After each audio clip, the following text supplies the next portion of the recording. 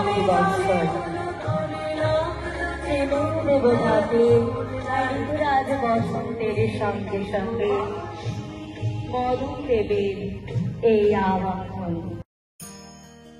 প্রতি বছর মদন উৎসবের মধ্যে দিয়ে মানুষের মনে রং লাগান নাট্যম কলা মন্দিরের কর্ণধার জিৎ ঘোষ।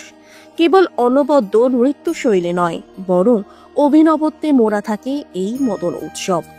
জিৎ ঘোষের মদন বেশ ও বাতাসে রং মিলিয়ে নৃত্যশিল্পীদের নৃত্যের তালে প্রত্যেকবার পদযাত্রায় শোভায় মুগ্ধ হন দর্শক। তবে তৃতীয় বর্ষের মদন উৎসবে ছেদ না পড়লেও দিন পিছিয়েছিল বেশ কিছুদিন। তবে অবশেষে জিৎ ঘোষের পরিচালনায় সেই মদন উৎসবে গা ভাসালেন ডানকুনি মনবেরের বাসিন্দারা। খুদে শিল্পী থেকে জিৎ ঘোষের অনবদ্য নৃত্য উপস্থাপিত হয় মনবের বিবেকানন্দ বিদ্যাপীঠ প্রাঙ্গণে।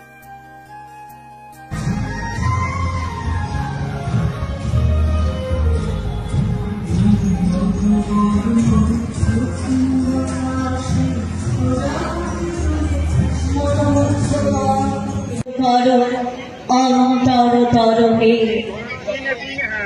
উজ্জ্বল করো, নির্মল করো, উজ্জ্বল করো, সুন্দর করো, জাগ্রত করো, উদ্যত করো, নির্ভর।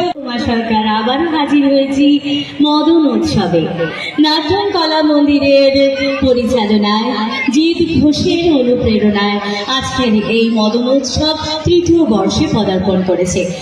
रॉयल पेंट्स एंड फिटिंग्स केम छो मजामा मेरी तरफ से आपको ढेर सारी शुभकामनाएं for your company and I hope you have an amazing year packed with sweet surprises and rewards and I wish you keep winning in life. Lots of love, good luck and best wishes from तुम्हारी विद्या बालन।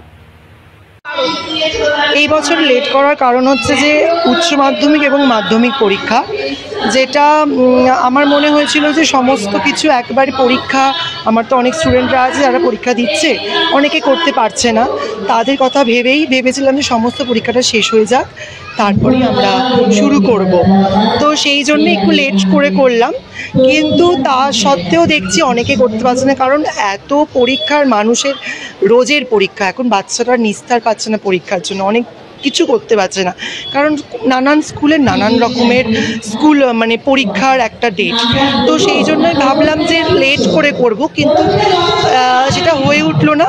কিন্তু সামনের বছর আমরা যথাযথ হোলির সময়তেই যেরকম হওয়া উচিত মদন উৎসব, দোলের আগে, রঙের উৎসবের আগে তখনই হওয়া উচিত এই উৎসবটা, তখনই করব। গত 2 বছর তাই করেছিলাম, এই বছর এটা করতে পারলাম না, আমি খুব দুঃখিত, একটু দেরি হলো। সামনের বছর কিন্তু আমি এটা করব। এবছর নয়, আমি 3 বছর এই উৎসবটাকে একটু অন্যভাবে প্রেজেন্ট করি। কামদেবকে আমি স্মরণ করি এবং তাকে ডেডিকেট করি এই উৎসবটাকে, কারণ আমার মনে হয় যে আমাদের বসন্তের দেবতা উনি। শ্রীকৃষ্ণকে তো ধরা হয়, তার সাথে সাথে আমরা ওনাকেও পূজিত করি যেহেতু বসন্ত দেবতা হিসাবে। তো আমি ওনাকে ডেডিকেট করি এই উৎসবটা, কামদেবকে মদন উৎসব নামে আমি পরিচিত করি। এবং এটির মধ্যে বসন্তের যত গান আছে, শুধুমাত্র রাবীন্দ্রিক নয়, নজরুল গীতি, আধুনিক লোকগীতি, সমস্ত ক্লাসিক্যাল, সেমি ক্লাসিক্যাল, সমস্ত কিছু আমি সব রকম গানকে একত্রিত করে একটা সুন্দর একটা সুন্দরভাবে এটাকে উপস্থাপনা করে থাকি। এবং আমি গত 2 বছর ধরে এই মদন উৎসব নিয়ে একটা কম্পিটিশন অর্গানাইজ করছি।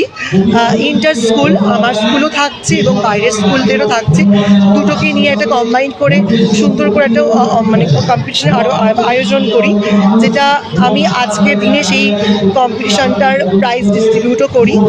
তো এই নিয়ে আমার একটা ছোট্ট উপস্থাপনা, এই নিয়ে 3 বছর হচ্ছে, ভবিষ্যতে আরও এগোতে পারি সেটাই কামনা করছি।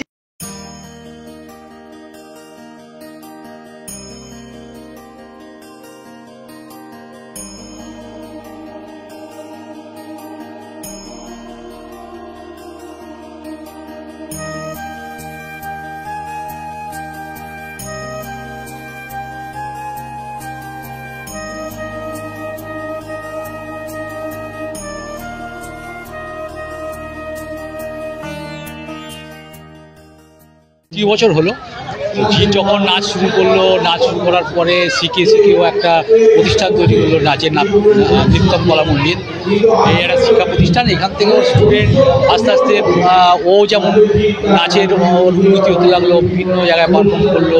তো তারপর থেকে ওর স্কুলেরও নাচের স্কুলেরও ডেভেলপমেন্ট হতে থাকলো। এখন ওর একটা বিশাল জায়গায় পৌঁছে গেছে, ও অনেক বড়ো জায়গায়, বিভিন্ন জায়গায়ও পারফর্ম করতে যায়, দেশে বিদেশে, এবং সেই সঙ্গে সঙ্গে ওর ছাত্র সংখ্যাও বৃদ্ধি পাচ্ছে।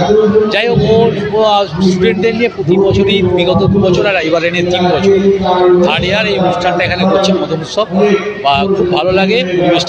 জিতের ব্যবহার এত ভালো, এবং জিৎ এমনভাবে আমাদের মানে নিমন্ত্রণ করার সময় এমনভাবে, ও আমাদের কাছের ছেলে একদম, এবং ওর নাট্যম কলা মন্দির এত ভালোভাবে পরিচালনা করে, মানে ওর সমস্ত ছাত্রছাত্রীও যথেষ্ট ভালো পারফরমেন্স করে, এবং ওর আন্তরিকতা যথেষ্ট ভালো।